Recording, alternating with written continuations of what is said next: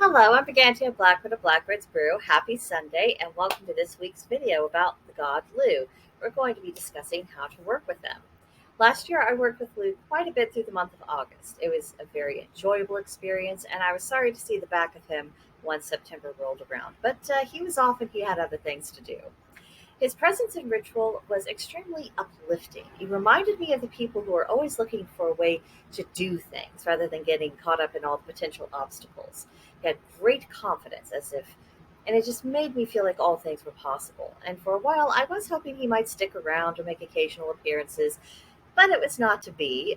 Apparently, I'm just going to have to be content for when he feels like popping in during Lunasa season, and I do have confidence that he will be saying hello in the not too distant future.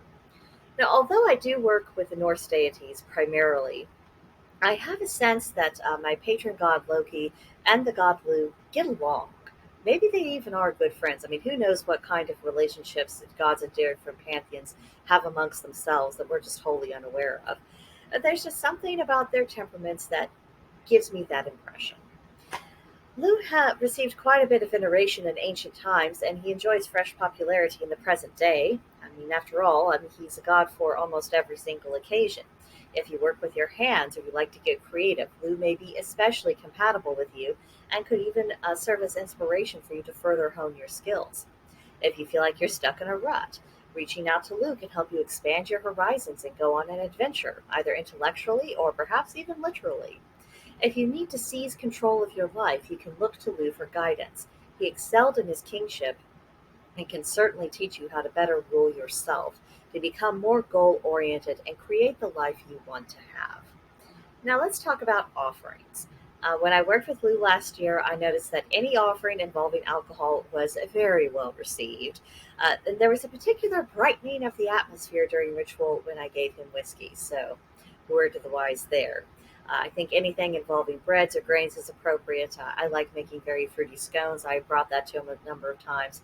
That seemed to go over pretty well. We can also use our skills to make something for Lugh. After all, he's a god who possesses every skill. He takes pleasure in creation, and by offering our own creations to him, it's a way of showing thankfulness. You could also write a poem just for him.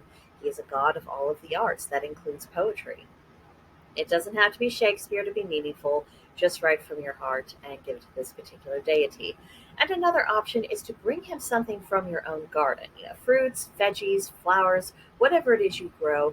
His role as an agricultural and harvest god makes it very suitable to bring him the fruits of any gardening efforts that you have. So, a few little ideas for you in case you feel like reaching out to this particular deity. If you've worked with him before, I would love to hear about your own experiences. Tell me about them in the comment section below, or even better, come join us on Discord at Blackbird's Brew. Link to join in the description box below, and just regale us, tell us all about it. But that will do it for this video, and I will see you in the next one. Bye.